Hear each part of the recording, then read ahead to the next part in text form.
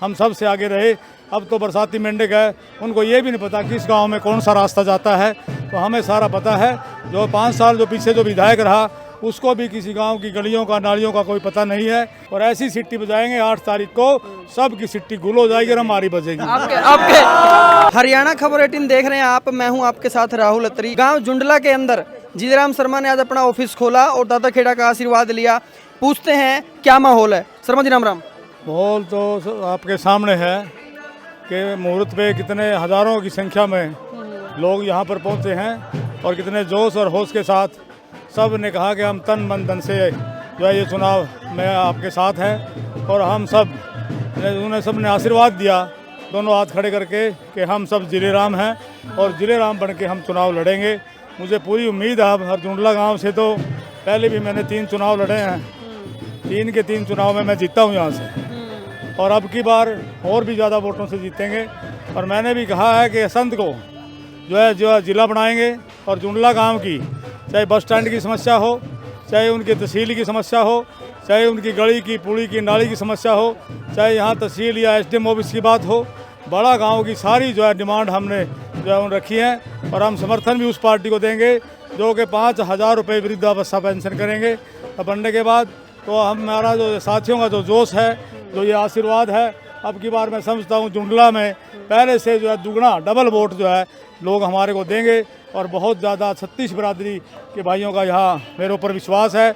और मैं जो 2009 से 2014 में जब मैं विधायक था, सबसे ज़्यादा जो है मेरिट के हिसाब से बगैर पैसे नौकरियाँ जुंडले में लगी और जुंडले की 36 बिरादरी की धर्मशालाएँ बनी और यहाँ सब गलियाँ बनी, पुली बनी, मंडी का जो किया, नवीनीकरण किया, मतलब सारा काम। उस समय गांव जुंडला का एक भी काम जो है बाकी नहीं रहा था। तो इसलिए जुंडला गांव के लोग 36 बिरादरी के भाई मेरे परिवार के सदस्य हैं। हर घर में एक भी आदमी ऐसा नहीं है, एक भी घर ऐसा नहीं है जिसको मैं नहीं जानता या मेरे को नहीं जानते। तो इसलिए ये जो आशीर्वाद जो है ये दे रहे हैं, ये अपने परिवार के सदस्य को दे रहे हैं। ना मैं राजनेता हूँ, ना ये वर्कर है, ये मेरे परिवार के सदस्य हैं, मैं इनका सेवक हूँ। पहले भी 2009 से 2014 में हमने 70 साल में इतने किसी विधायक ने विकास नहीं करवाए, विकास करवाए यहाँ जुंडला में भी और जो है बाकी जगह भी, और समाज सेवा में भी हम सब से आगे रहे। अब तो बरसाती मेंढक है, उनको ये भी नहीं पता किस गांव में कौन सा रास्ता जाता है, तो हमें सारा पता है। जो 5 साल जो पीछे जो विधायक रहा उसको भी किसी गांव की गलियों का नालियों का कोई पता नहीं है। तो मेरा कहने का भाव ये है कि ये सब पारिवारिक सदस्य हैं, ये इन्होंने सब फैसला ले लिया है कि इन सब में हमारा कौन है, हमारे समाज का, हमारे गांव का, हमारे इलाके का कौन विकास कर सकता है, कौन समाज सेवा कर सकता है। इन्होंने एक ही नाम जो है वो लिया है, वो मेरा नाम है। मेरा नाम नहीं, ये 36 बिरादरी का नाम है और 36 बिरादरी सभी धर्म इस चुनाव को लड़ रहे हैं। आपको चुनाव चिन्ह प्रेशर कुकर मिला है, तो प्रेशर कुकर की सीटियाँ किसको उड़ाएंगे? अच्छा, अब की बार जो ये चुनाव जो मिला है ये भी एक शुभ लक्षण है, क्योंकि प्रेशर कुकर हर घर में है, चाहे घर छोटा हो चाहे बड़ा हो, हर घर में जरूरत है इसकी। और हर घर में ये प्रेशर कुकर सेवा देता है अपनी, चाहे दाल बनाने की हो, चाहे सब्जी बनाने की हो, चाहे जो है ना चावल बनाने की हो। और उसी तरह से जिस तरह से प्रेशर कुकर सेवा देता है, उसी तरह से मैंने पीछे सेवा दी और आगे इससे बढ़कर जो है ना प्रेशर कुकर के हिसाब से ही मैं इनका एक प्रेशर कुकर बन के रहूँगा, हर परिवार में रहूँगा।